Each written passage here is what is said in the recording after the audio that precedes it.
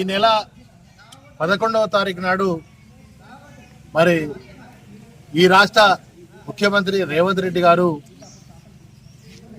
Press conference లో మాట్లాడుతూ సమావేశంలో మాట్లాడుతూ మరి ఎలినోనో ప్రభావం ఉన్నా కూడా మేడిగడ్డ నుంచో కన్నెపల్లి నుంచో నీళ్ళు ఇవ్వడానికి లేదు.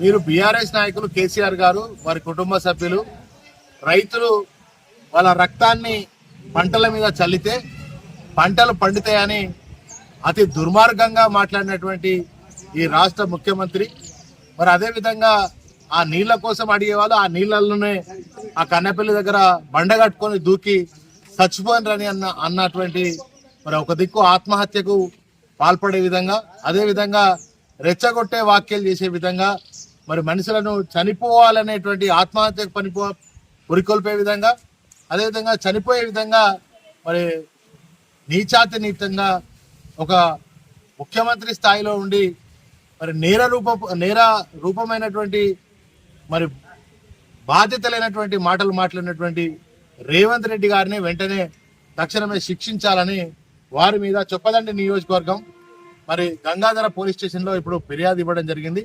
కనుక వారు ఒక రాష్ట్ర ముఖ్యమంత్రి బాధ్యత గల ముఖ్యమంత్రి ఇవాళ కన్నెపల్లి పంపుల ద్వారా నీళ్ళు ఇచ్చే అవకాశం ఉన్నా కూడా రైతుల మీద పగబట్టి ఈ రాష్ట్ర రైతాంగం మీద పగబట్టి అదేవిధంగా కేసీఆర్ గారి కుటుంబం మీద బీఆర్ఎస్ పార్టీ నాయకుల మీద ఉంటే మీకు పగ ఉండవచ్చు. కోపం ఉంటే మా మీద తీర్చుకోండి, మా మీద కేసులు పెట్టండి, మమ్మల్ని జైలుకు పంపండి. మేము అవసరమైతే మరి రేవంత్ రెడ్డి గారు ఈ రక్తదాన శిబిరాన్ని ఎక్కడ ఏర్పాటు చేస్తారో చెప్తే మేమందరం కూడా బీఆర్ఎస్ నాయకులము రైతుల కోసం రక్తాన్ని ఇవ్వడానికి రెడీగా ఉన్నాం. రైతాంగం కోసం రక్తాన్ని ఇవ్వడానికి రెడీగా ఉన్నాం. కనుక మీరు ఆ శిబిరాన్ని ఎక్కడ ఏర్పాటు చేస్తారో చెప్తే మేము రక్తం ఇవ్వడానికి వస్తాం. అదేవిధంగా రక్తాన్ని చిందించడం కోసం మరి మేము రెడీగా ఉన్నాం. కనుక తెలంగాణ రైతాంగానికి మా ప్రాణాలను సైతం మరి లెక్క చేయకుండా మా ప్రాణాలనైనా ఇస్తాం, కానీ తెలంగాణ రైతాంగాన్ని కాపాడుకుంటాం.